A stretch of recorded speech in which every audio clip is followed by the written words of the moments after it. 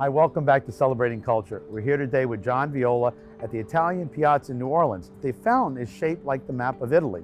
Actually, it even includes Sicily, and it's a great way to talk about the history of unification of Italy. John, welcome to the show. Good to be here. Now, you've had a phenomenal career promoting Italian culture. What are the highlights of that? I am I think the last professional Italian American. I've been in every organization around the country, from the Italian American Sports Hall of Fame in Chicago to the Italian American Cultural Institute in DC, and then 6 years as the president and COO of the National Italian American Foundation in Washington. And today I'm running an institution called the Italian American Experience. We're going to talk about Garibaldi, who must be the great Grand Marshal of all of Italy, right? Basically, yeah, I think that's how they hold him. Garibaldi had fought his way through so many liberation wars throughout South America, and obviously in Italy. And in 1848, at the beginning of the European rebellions, Garibaldi is in Rome for the short-lived Roman Republic, and this idea of unifying Italy from the ancient capital and bringing liberal democratic values to New Italy. And obviously he loses that war and ends up fleeing and comes to the United States for a while and lives in my hometown in New York on Staten Island. When Garibaldi is finally able to come back to Italy as Italy begins to ferment towards unification, he leaves from Genova with a few volunteers, makes his way down eventually to Marsala, Sicily on the west coast, and leads his what would become 1,000 volunteers, his famous red shirts, which I see you dressed the part today. Yeah. And he leads them all the way through Sicily and up through the tip of the boot in Calabria and eventually to Naples to become the dictator of the Kingdom of the Two Sicilies, and eventually hand it to the Piedmontese army that's fighting in the north to unify the two halves of the peninsula for the first time since Roman times. Everywhere he went, everywhere he spoke, he was seen as this great fighter for liberty and human rights. You know, there's a cookie named after him in England. I mean, he was a celebrity there, he was a celebrity in the United States.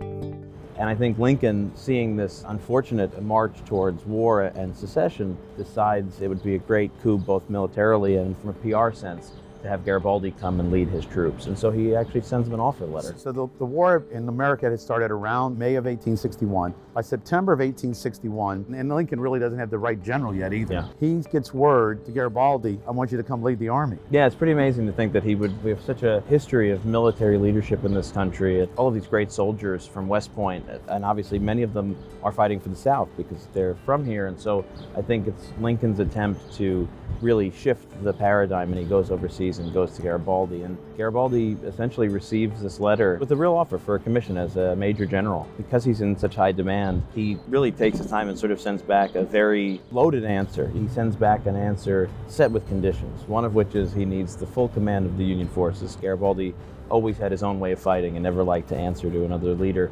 And if he's going to do that, he's going to be the leader of the full force, and it's going to be a war declared for the abolishment of slavery, which it hasn't been at that point. Now, Lincoln had been very clear in March when he took office that he was not going to abolish slavery, that the Constitution didn't allow him. Yeah. And he was actually, in the early stages, they were returning captured slaves to the Southerners who had captured them from. Yeah, I mean, people oftentimes boil down the Civil War into this very oversimplified idea of freedom versus slavery. It really wasn't. Abolition was a popular movement in the Union in the years prior to secession, but it was in no way a declared objective of war in the early stages.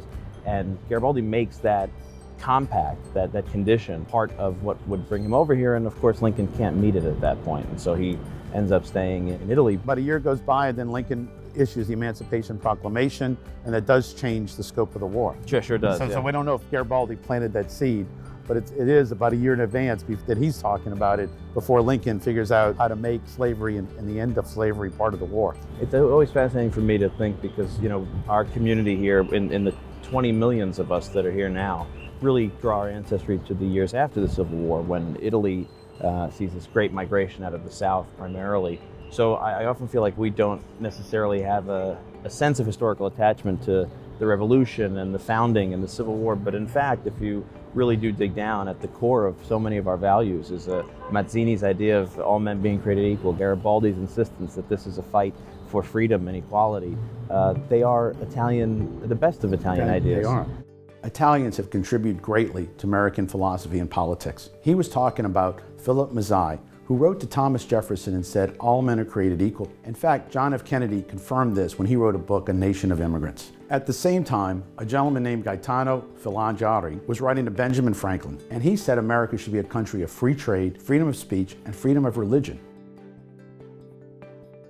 Garibaldi does actually help to use his popular image to muster a troop in New York called the Garibaldi Guard. Yes. A gentleman named Wheat is fighting under Garibaldi. Yeah, one of my favorite characters in this whole Italian-American He's history. from New Orleans. Yeah, a New Orleanian, freedom fighter, kind of maverick, goes over and fights with Garibaldi in Italy and becomes very friendly with Garibaldi. And as the war starts to develop here and there's this growing sense that the U.S. is going to be fighting a civil war, he's called back and makes a deal with Garibaldi basically and says, look, I need to muster troops. Can you send me some volunteers? And you know, Wheat comes back and puts together this troop. It's the 10th Louisiana Infantry and then eventually the 6th Louisiana Regiment, which becomes, at first, it's actually declared the Garibaldi Guard. So in New York, you've got 39th New York mustering as the Garibaldi Guard, and here you have the 10th Louisiana.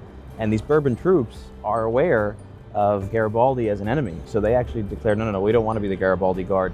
So they called them the Italian Guard, and eventually they expand into other European nationals living in New Orleans who are allowed, because they're foreign nationals, to defend the city but not necessarily engage.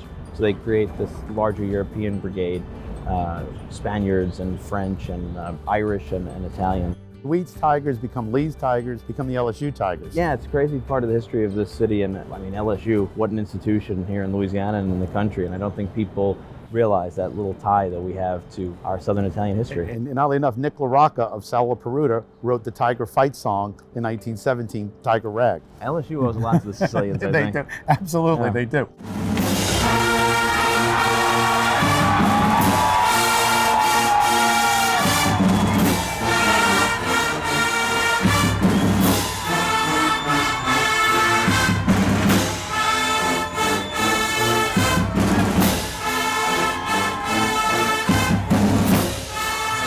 John, I want to thank you for being on the show. Oh, it's fun. Stay tuned. We'll be right back with more of Celebrating Culture.